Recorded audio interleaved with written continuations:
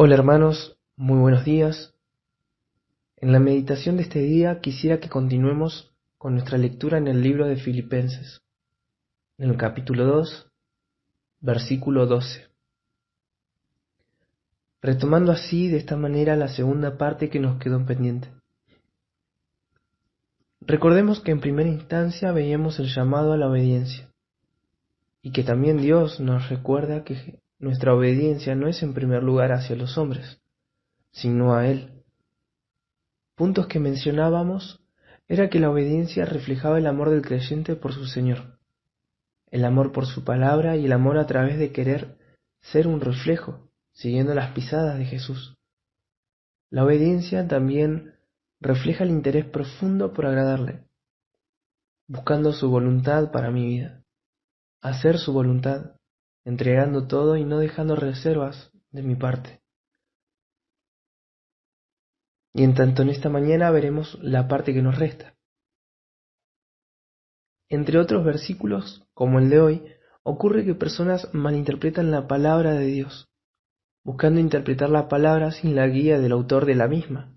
Por eso quisiera mencionar dos grandes errores de interpretación que ocurren, y principalmente porque el mismo versículo, que no termina en un punto, lo hacen como si fuera así. Si lo volvemos a leer, nos vamos a dar cuenta que no termina en un punto, sino en una coma. Y de hecho no termina, sino que continúa con el que sigue. Y de esta forma, malinterpretándolo, lo sacan de contexto, cuando en realidad el contexto es aún más amplio, continuando con el siguiente versículo, como les decía, y también antecedido por los versículos anteriores. Y esto no pasa solamente en este versículo, sino también en otros. Uno de los errores que sostienen aquellos que hacen una mala interpretación es que la salvación se pierde, teniendo la seguridad de salvación como una especie de balanza que según los actos con los que nos adornemos, terminaremos siendo salvos o no, o también que la salvación puede perderse por cualquier acto de desobediencia. La salvación es un don de Dios, el cual no puede accederse por obras, sino que uno accede cuando cree en Cristo como su Salvador. Asimismo, Él nos promete vida eterna y afirma que nadie puede arrebatarnos de su mano.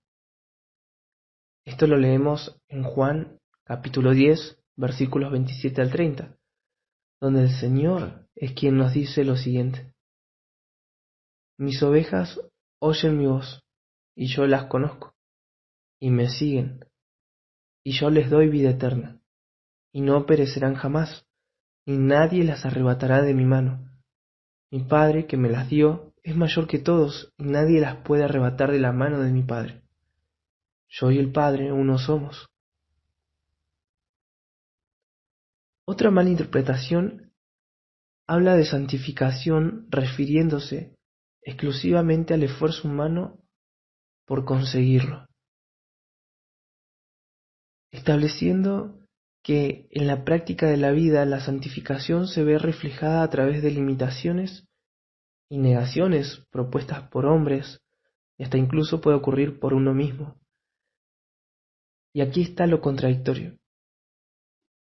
¿Cómo es que la obra de santificación que Dios desea cada día llevar en nuestra vida la dejaría a criterio de quienes por sí solos no pueden agradarle en lo más mínimo?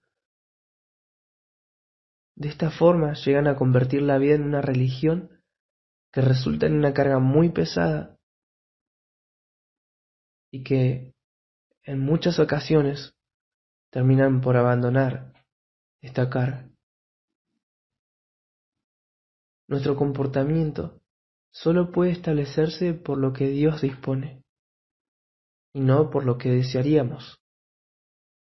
Este severo error de interpretación convierte la vida espiritual de comunión e identificación con nuestro Señor en una vida religiosa, adornada con los adornos más hermosos vistos por los hombres, pero vacía totalmente de Dios. Ahora sí, leamos entonces Filipenses 2:12. Dice así: Por tanto, amados míos, como siempre habéis obedecido, no como en mi presencia solamente, sino mucho más ahora en mi ausencia, ocupaos en vuestra salvación con temor y temblor. Cuando leamos ocupaos de nuestra salvación, debemos entender bien en qué sentido lo dice Pablo, y no en el hecho de ganarnos la salvación, ya que la misma salvación, el don de Dios, es por gracia. Y es que la salvación, como obra completa en el Hijo de Dios, comprende de tres tiempos. En el pasado se produce por medio de la fe, la justificación. Desde aquel momento en que decidimos depositar nuestra fe en Jesucristo. Dice así Romanos 5:1. Justificados pues por la fe tenemos paz para con Dios por medio de nuestro Señor Jesucristo. Luego también la salvación se hace experimental en la santificación, que es todo el tiempo de nuestra vida terrenal, en la que nos encontramos en la voluntad de Dios. Una vida santa en progreso. Anteriormente vimos puntualmente la obediencia que Dios espera ya en nuestra vida, y es aquella que nos lleva a hacer su voluntad, donde la obra de santificación se lleva a cabo continuamente hasta la glorificación, y esta última es el tercer tiempo en el ámbito de la salvación, donde la presencia del pecado será quitada perpetuamente para vivir eternamente en santidad conforme a la voluntad de Dios.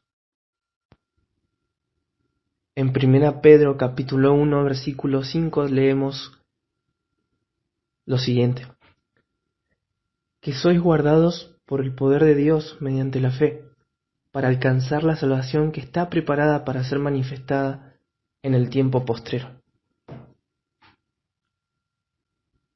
Entonces, el tiempo que aquí en este versículo refiere Pablo es el que mencionábamos en segundo lugar, el de la santificación. El leer este versículo también es un recuerdo permanente que Dios no quiere dejar nuestra vida como estaba antes de conocerla, llena de pecado y vacía de Dios, y por ende separados de Él, sino que vino a nuestra vida para renovarnos por medio de su Espíritu, para que un día lleguemos a ser conforme a la imagen de su Hijo. Dice Romanos capítulo 8 versículo 29, porque a los que antes conoció también los predestinó para que fuesen hechos conforme a la imagen de su Hijo, para que Él sea el primogénito entre muchos hermanos. Sería necio pensar que si ya soy salvo no necesito hacer nada más que esperar el día en que el Señor me llame a su presencia. Y es necesario saber que la fe nos lleva a obrar conforme a la voluntad de Dios. Por eso es que ocurre nuestra santificación, donde las obras exteriorizan lo que ocurre en nuestro interior. Y si nos encontramos avanzando en esta carrera de la fe, es por la ayuda que recibimos a través de su, habiendo entendido que nada puedo hacer sin Él, sino que todo es por Él y todo le debo. Que si hoy puedo ver cambios y un pequeño parecer al Señor Jesús en comparación a lo que cada día me espera y en comparación a el día en que seré perfecto y seré tal cual como Él es, no hay nada en que debo gloriarme en mí, sino solamente en Cristo. Ahora, Dios dispone cada día de los recursos para que mi andar pueda llevarse de tal manera, pero es mi responsabilidad el ocuparme, el trabajar de la forma que Dios espera. Temor y temblor. Estas palabras aluden al respeto interno por no ofenderle, refiriéndonos a temor. Y luego, cuando menciona temblor, es lo que repercute de forma externa en nuestra vida, es decir, las evidencias exteriores, que puntualmente pueden ser a través de tres formas. A través de la humildad, reconociendo que todo es posible gracias a Él. Y los invito a leer 1 Corintios 15:10. Sí, un texto que es bastante conocido. Y dice así, 1 Corintios 15:10, capítulo 15, versículo 10. Pero por la gracia de Dios soy lo que soy, y su gracia no ha sido en vano para conmigo.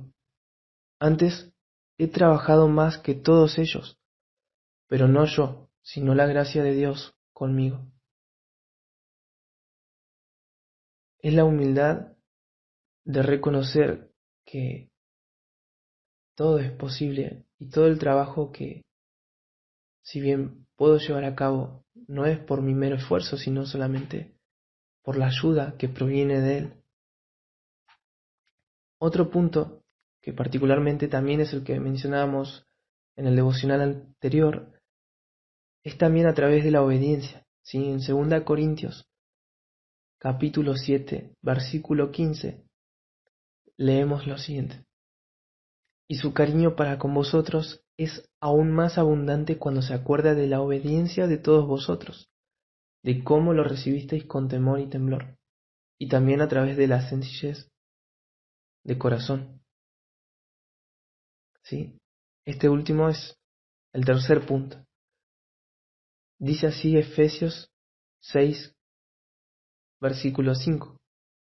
Siervos, obedeced a vuestros amos terrenales con temor y temblor, con sencillez, sincera, sin nada que esconder que ofenda, de vuestro corazón, como a Cristo. Para poder finalizar con el breve pensamiento de hoy, la pregunta que en este día hago es, ¿de qué manera estoy considerando el estar ocupado delante de Dios? Y si realmente lo estoy, pero de la forma que Dios espera.